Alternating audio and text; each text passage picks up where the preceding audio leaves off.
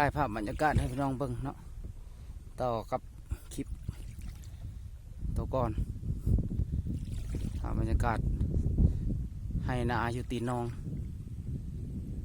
เลยได้นาตีนน้องนี่คือว่าคุ้มแหงเรื่องเข้านี่คือให้น้อยๆซ้ำนี่ประมาณ2 เฮกตาร์ได้50 สอบพอได้นี่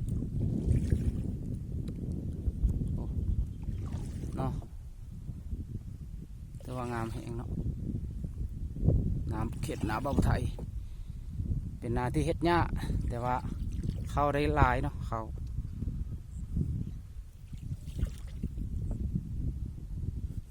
ถ่ายภาพบรรยากาศสดๆให้พี่น้องเบิ่งอันนี้ก็คือภาพบรรยากาศมีจะแจ้งไปเลยเพราะว่ากล้องไอโฟนทำไม่ได้เอามาเนาะถ่ายกล้อง Oppo แต่ว่าก็เห็นอยู่ดอกพี่น้องภาพแรงๆแต่เป็นกาสิตกดิน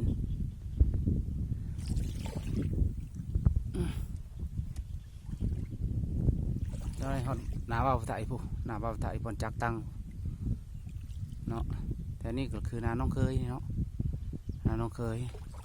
ผู้หนาบ่าวไทยตัวผู้เนาะหากระดำแล้ว3 มื้อ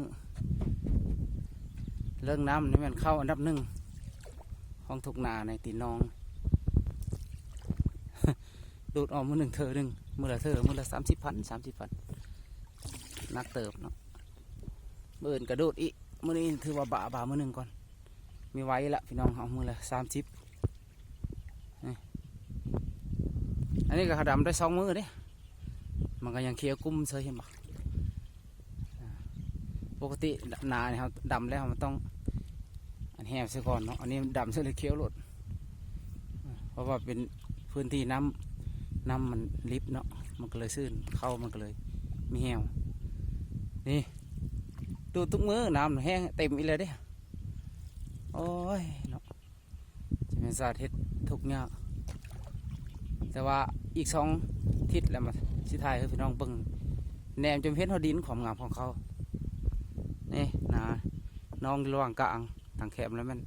ให้หน้าเปิดเอาคลิปหน้าสิฝากต้อนพี่น้องอีกสิถ่ายพี่น้องเบิ่งอีกสำหรับคลิปนี้ก็ถือว่า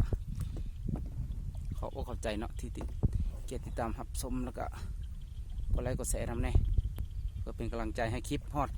1,000 คนไวๆ4,000 ผู้ติดตาม4,000 สมองเนาะ